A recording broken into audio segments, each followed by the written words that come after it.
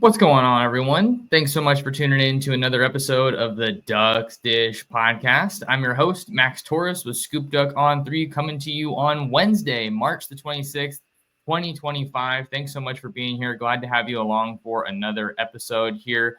We've got a lot of recruiting to get into today. Talk a little bit of hoops as well, and I am joined by ScoopDuck owner and publisher Justin Hopkins. J-Hop, how we doing? Good. Yeah. Lots going on in the recruiting world, and just a little bit of news with basketball coming out of the weekend, but the sun is shining in Southern Oregon, and I appreciate that. There you go. There you go. Yeah, it's a little bit cloudy here, ironically, I guess, in Long Beach, but we had a beautiful weekend, so that was really nice. Lots of sun and just a good time. Good time. So we're gonna get into some hoops here as Oregon saw their 2024-2025 season come to an end with an 87-83 loss to the Arizona Wildcats in the second round of the NCAA tournament. It looked like the Ducks were going to try to eke it out there at the end, Justin, but ultimately they came up short. Free throws plagued them again. Seems like that's kind of been a constant with Dana Altman teams, but what were your thoughts on just Oregon's run and how things kind of ended? Yeah, I mean, watch the whole game. I mean, you felt in the first, 10 minutes of the game like, oh, cow, Oregon's going to run away with this one. It's not even a game. And then, of course, Arizona battled back, and really just clawed their way into it. And while they pulled ahead, Oregon did a good job to kind of battle back there in the second half as well and kind of claw their way back into it a little bit too. So it's a fun game, good back and forth. I'm sure for Oregon fans and myself, the most frustrating part is that just basic fundamentals of basketball would have more than likely won that game for Oregon. Missed free throws, poor rebounding on both ends of the court, and some really, bad miscommunication on defense for Oregon. You fix two of those three things, even if you just shoot 50 to 60% from the free throw line, and you probably win the game. So, it's just frustrating that would happen. Oregon is typically a good free throw shooting team. Just wasn't there. Arizona got some really easy looks at the basket because of some miscommunication on defense. And let's not forget, Caleb Love was on fire. The guy was unconscious and played a terrific game against Oregon. And it's great that Oregon was in it, but that's the way it goes. And, another solid season for Dana Altman and the Ducks. And we did get a little bit of news as well on Tuesday on the heels of the season coming to an end, as forward Mookie Cook announced that he would be entering the transfer portal. And I know a lot of our readers over on ScoopDuck, our subscribers, they kind of seem to have mixed feelings about it, Justin, from what I was able to read. I think that you're bummed that it's another highly rated recruit that is going to be on his way out, but I know that he had a lot of injuries that he was battling while he was at Oregon, and he ultimately didn't carve out a massive role. So I think you're bummed to see a guy like that leave that has so much potential, but kind of in similar ways like we talk about with football, it's like if you're not playing a big role or contributing a lot, it's ultimately not that big of a loss. So what were your thoughts there? Yeah, I mean, I'm going to give Dana Altman the same respect I give Dan Lanning because of what he's done. If Mookie Cook wasn't on the floor, it means he wasn't ready. Okay, and I'm going to trust Dana Altman on that, who sees him in practice day in and day out. That is not a slight on Mookie Cook. That's not like, hey, good luck, good riddance. I'm just going to state facts. I mean, Brandon Angel played ahead of him. Kwame Evans earned minutes ahead of him. There's a reason he didn't see the floor. So just because he was a five-star doesn't mean he was a five-star in college. So maybe he moves on and is able to, make good on that lofty high school ranking. Maybe he's another five-star that just kind of meddles his way through college. And I don't mean that just specific to Oregon. I think if you look at recruiting rankings for basketball, they're largely a bigger hit and miss than football rankings are, regardless of which service you look at. So, five stars don't always hit, and that's the way it goes. And, a guy like that who probably thinks he's a five-star and been told he's a really good player and was a good player in high school, he's going to go somewhere else if he's not getting play time. And that's just the way it goes. I do trust Dana Altman to fill that spot and the spots he needs to fill with guys in the portal. And I think Oregon's got the makings of a really good, top 10 worthy kind of team next year, depending on what happens with a few things. Yeah, I know Nate Biddle has the option to come back for one more year, it looks like. So I think that's a storyline that's at the forefront of Oregon fans' attention right now as we kind of transition out of basketball season and then get back into spring football here in the month of April, and then baseball and softball are going to be full steam ahead as well. So there's going to be plenty for fans to follow as the hoop season comes to an end here for Dana Altman and the Ducks. Before we get to our next part of the show, I just wanted to have a quick disclaimer. I was talking with Justin before we hit record. I think my cat, Murphy, kind of gnawed on one of my microphone cords, so I'm just using the laptop microphone today, and I'll get on Amazon or whatever and order a new one so I can get some better audio for you guys. But just wanted to let you know that that's why I don't sound as good as I maybe usually do. But with that being said, let's transition into Oregon Recruiting Hour. Like I said, it's March 26th, 2025. There's some fan bases that are celebrating recruiting wins here in March, Justin. I'm sure a lot of people are going to be talking about it in our comments here on the YouTube video. And then there's other programs, not just Oregon, that are just kind of keeping their head down. And I swear we need to get it on a shirt, Justin, just chopping wood. But the big news coming out of the weekend, we have a couple of stories that we're going to hop into here. The big one is probably going to be Tomuhini Topui, the modern-day defensive lineman, decommitting from the Ducks on Tuesday. And then he followed that up with a visit to USC as the Trojans started off spring practice in Los Angeles. And I talked about it a little bit on my TikTok page and on Instagram at Torres Sports. Make sure to give me a follow so you can lock in if you aren't already. But really not the most surprising of developments, Justin, to see Tom decommit from Oregon. And I wrote that it's not a we didn't want him anyway kind of a situation. I don't think that we've seen the last of Oregon in this recruitment, but it really does seem like USC is going to be the team to beat coming off of this decision for Tom. And, the Ducks still have some good pieces, but I think with all the times he visited USC, they never went away, and there was always some smoke there. Yeah, I mean, I'm certain that there's probably not too many prospects that USC's pushed harder for than Tom because of positional need, because of modern day, because of, hey, we just flipped a guy from Oregon. And, of course, they did flip Jonas Williams, the quarterback, but that was a little bit more of a different story with, the way quarterback recruiting is unfolding for Oregon. This is a guy Oregon definitely doesn't want to lose. And I don't know that they will. I mean, I do think that ultimately there's probably a commitment coming to USC at some point for Tom. But, I mean, I would, there's no guarantees in recruiting, but I would almost guarantee that Tom ends up back on Oregon's campus at some point. Okay. I mean, it's March. So, good job by USC, give them a lot of credit for getting in the game here and never giving up, making a lot of noise here in March. But as we know, traditionally under Dan Lanning, Oregon has not ever surged in the month of March, or really for that fact, the month of April. Okay. Look for May for when Oregon kind of comes out of the spring game, gets guys on campus through the month of April while they've got practice, and look for them to try and close on some of these guys in May and then leading up to June when, a lot of these official visits will take place. So I know it kind of feels like you're getting kicked in the nuts right now. If you're an Oregon fan following recruiting, Curtis delays his commitment, Tom potential, more than likely flip to USC. Things just aren't looking rosy. But again, we go through this every year in the month of March under Dan Lanning. It's consistent. This is what they do, and Oregon is laying the groundwork. So take a deep breath and just let this thing unfold. There's still, 7 months of recruiting basically left ahead. And I think building on some of that frustration for Oregon fans is the fact that they don't have spring ball right now. We're seeing all these big time recruits that are popping up at USC or Florida or name whatever program. Like, Oregon isn't going to waste visits with guys if they don't have spring practice going. I mean, I guess you could have some of those situations where you just want to get a guy on campus, but they want to wait until they can have their coaches in action. They can have the players out there flying around. They can have the players talking to recruits and sharing their experiences. And that is definitely just more so geared towards the month of April for Oregon with the way that their spring schedule kind of shakes out. So we know that Oregon is going to continue to stay involved at modern day. I'm trying to get an interview with the 2027 guy that they just offered not too long ago. And then USC is also involved with Cody Green, the Oregon offensive line commit. They're trying to see if they can pull off another flip. And we know Oregon is super involved with Chris Henry Jr., the elite wide receiver at Mater Dei, who's committed to Ohio State. So we're going to continue to see Oregon and USC battle for guys nationally and, of course, here out west at a school like Mater Dei. So I've placed my prediction for Tom to flip to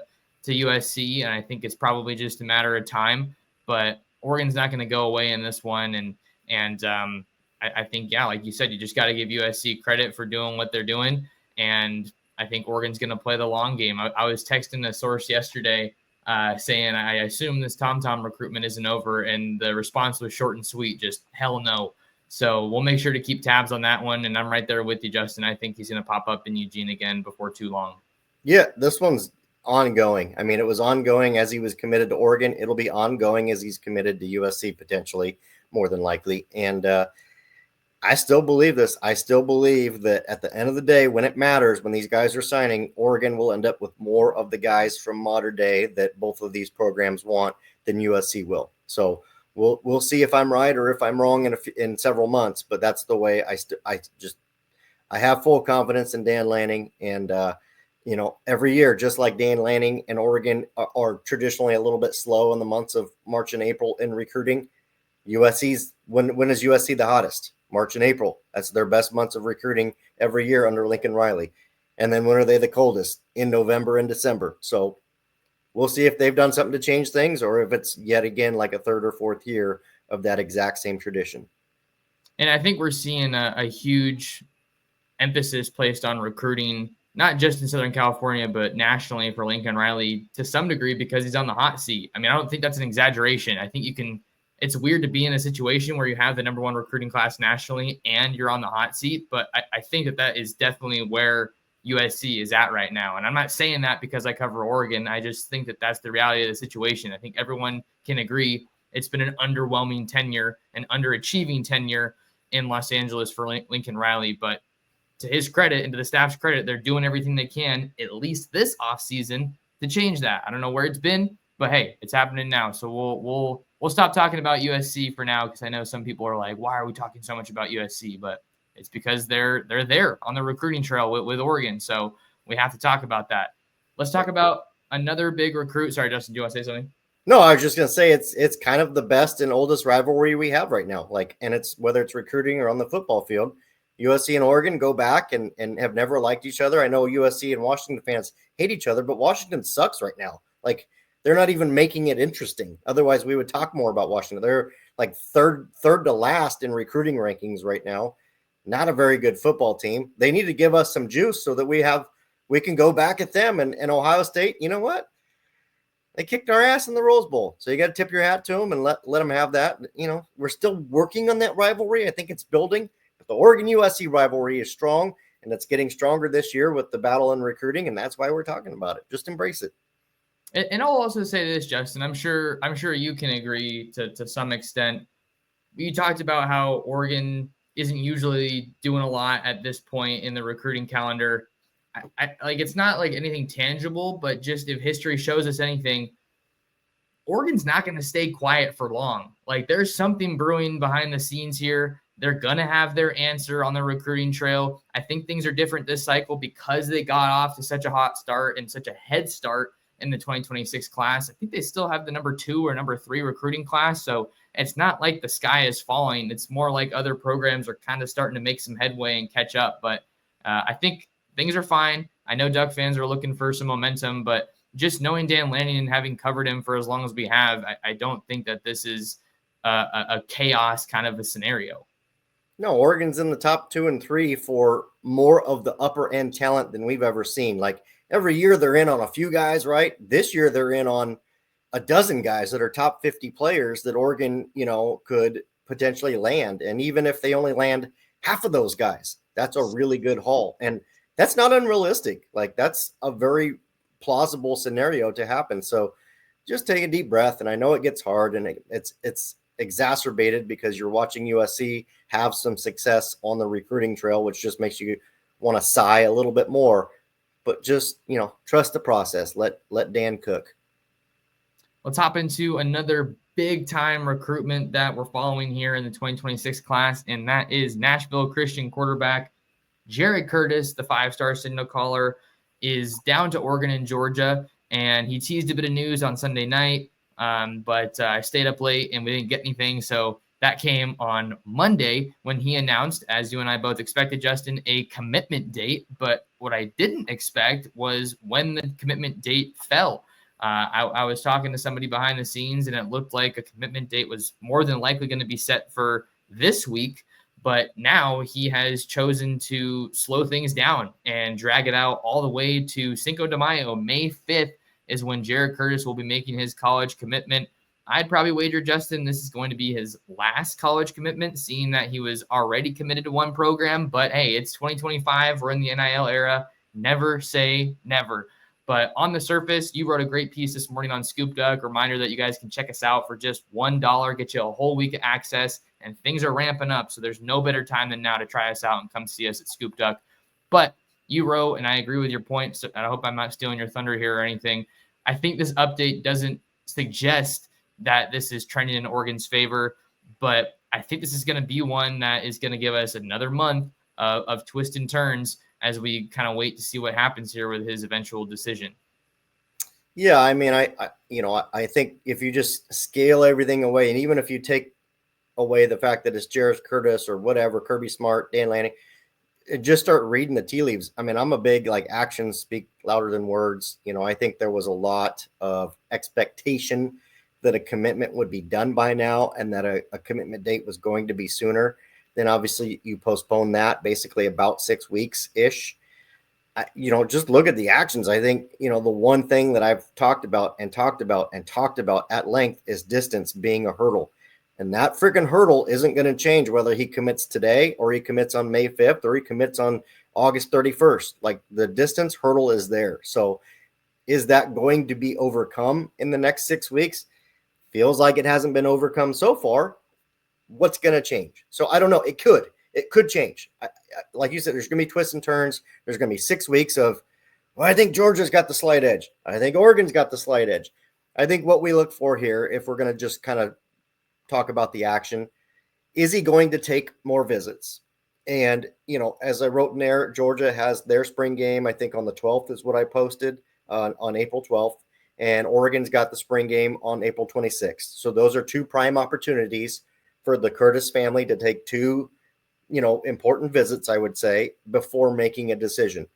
If he takes one visit and not the other, I think we got our answer, whatever that way goes. If he takes both visits, we'll see what happens. You've got to at least appreciate in that scenario, if that's the case. Again, he has not confirmed any more visits, but assuming he does, Oregon's being the last visit by at least a couple weeks off that Georgia visit might be the ace in the hole for Oregon. I don't know, but that's what we're looking for here moving forward.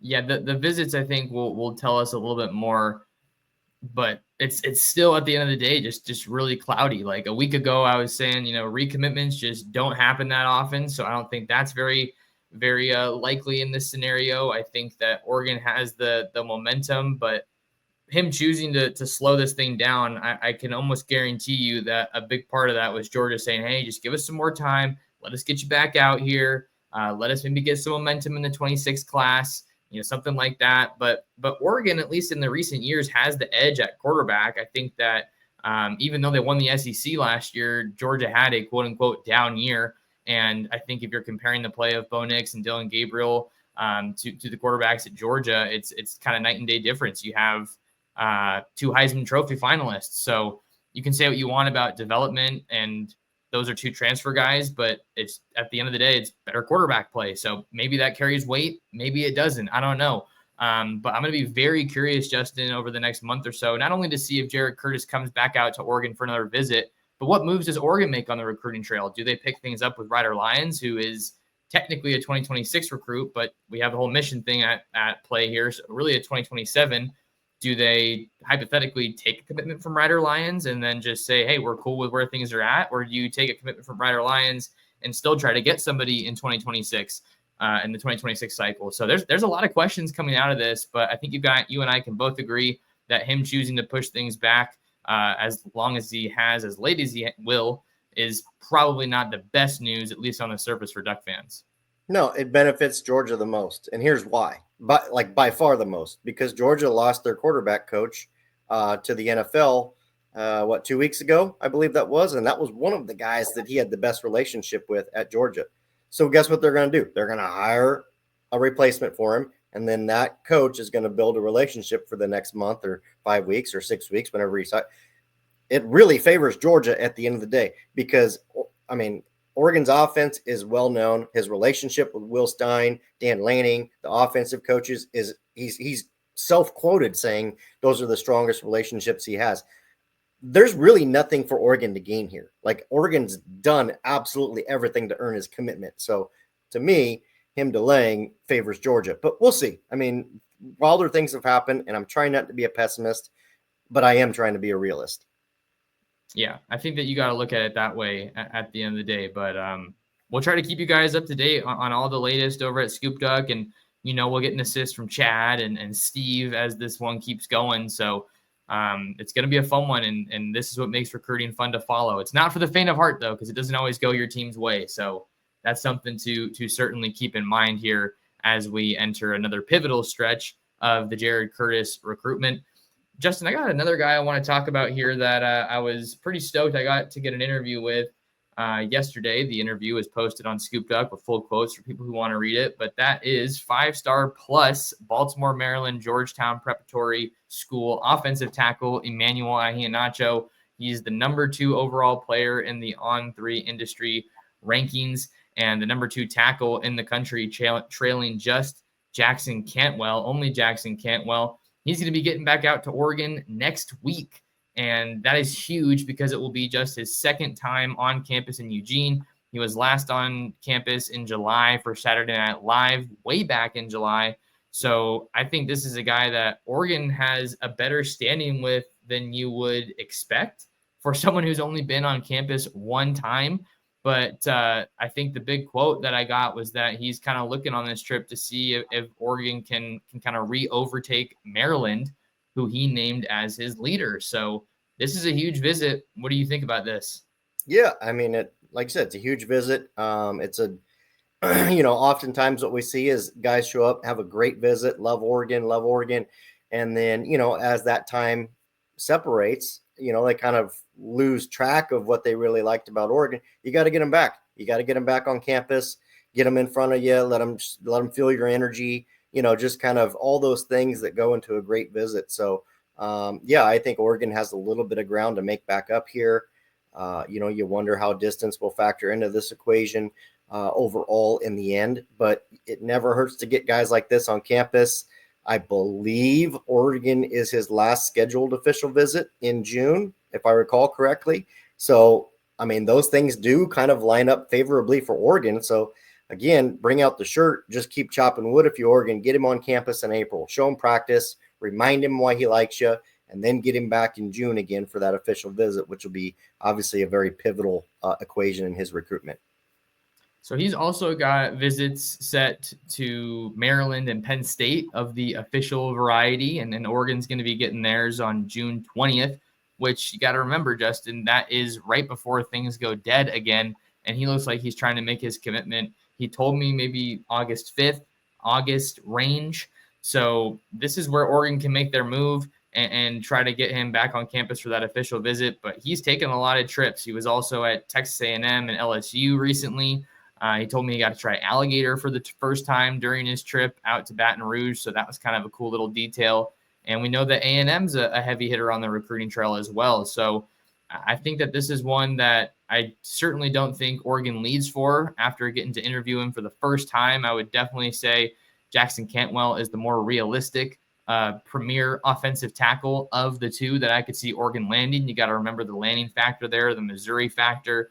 That connection, I think, is huge. Track and field is also huge, but Oregon's going to shoot their shot and do what they can. So Maryland is a very interesting one to watch here. He talked about the opportunity to play in front of his family and friends being significant there. And they already have Zion Ely, who we know is another top guy out of Baltimore, St. Francis Academy. So they've got some juice, the Terps do, here in the 2026 recruiting class. And I think this is another recruitment that's going to be very fun to watch, Justin. Well, and, to an earlier point that you made, Lincoln Riley, whether you want to say is on the hot seat or not, he's definitely a coach that's being talked about by national media that has something to prove this season. And I would say to that point, Mike Locksley at Maryland, very much in the same boat. He's a little bit on the hot seat. He's talked about by national media as a guy with something to prove. So you look at both those guys saying, hey, look, I need to find some success in recruiting in the spring. Whether that means we recruit harder or we get a little bit aggressive with NIL up front versus others, whatever the case might be. And both of those are probably realistic factors. They're trying to create some momentum and maybe get a little bit of pressure off their backs. And that's not uncommon to see. I think that, if you look back to last year and you look back at Billy Napier at Florida and the decision by Florida to keep him, one of the determining factors there in what was a poor season to keep him was to keep that commit list together, because they knew if they had fired Billy Napier that keeping those top ranked recruits was going to be really hard at that time. So I think we see a little bit of a different era of college football where some of these things become a bigger factor than maybe they've ever been. And that's just where we are. I can't wait to see how the spring shakes out, because I know Oregon's going to make some moves and there's going to be some dramatic twists and turns and developments. And it's going to be fun because Oregon's also pushing for Chris Henry, like we talked about. Ross Douglas, the new wide receivers coach at Oregon, he's also involved with Caden Dixon-Wyatt and Messiah Hampton. We know that the Ducks got a prediction from Steve Wiltfong to land Jalen Lott, the talented playmaker out of Texas. So there's a lot going on. I just think it's a matter of time before something breaks loose. And I would almost guarantee you that there's probably something that is already ready to happen or maybe close to happening, but Oregon's trying to kind of manage this thing behind the scenes and probably think, oh, hey, let's wait until we get back into spring practice. Let's wait until we have more eyes on us and people are talking about us. Let's wait until the spring game when we have a lot of these guys on campus and aren't canceling our spring game like some other programs are. So it'll be fun because I know that something's brewing. I'll try to share specifics when I get them as those come over on ScoopDuck, but we're in for a fun ride, Justin. Well, and conversely to my point, on the heels of what you just said, look at the programs that aren't, don't have a coach that's on the hot seat or facing a pressure, right? Dan Lanning, not facing any pressure. Okay. Kirby Smart, not facing any pressure, right? Steve Sarkisian, Ryan Day. You get my point at this point. Those guys are not pushing for a huge spring, recruiting commit list. They're not doing it. Just look at all of them. They're operating in a different way than some of these schools that are a little bit more on the panic meter side of things. Dan Lanning doesn't need to. His ability to win on the field is proven. Development is better proven. Kirby Smart, same thing. His ability to win on the field is proven. Development, all those things. Those guys don't need to panic and push for these early commitments like a Maryland or a USC or a Texas A&M even. Yeah, it's you just got to know when to kind of shoot your shot and when to really make that push. And I think Oregon does a great job of that. So we're coming up on the 30-minute mark, Justin, but anything else that you wanted to throw out there before we get out? Nope. I think we covered it all, and people should stick around because recruiting is about to start getting warmer because they'll start bringing visitors back on campus next week once again, and spring ball too. Yeah. I'm excited for it. I'm excited to listen to the press conferences, to see the early enrollees, see pictures of them in the Oregon uniform and the pads and everything. So it's going to be a fun one. Great time to come and see us at ScoopDuck.com. If you want to find more of Justin, follow him at JHopkinsSD. You can find me anywhere at mtorressports. Subscribe to the ScoopDuck On 3 YouTube channel and share the show. So do those things for us, and we'll see you in the next episode of the Ducks Dish Podcast.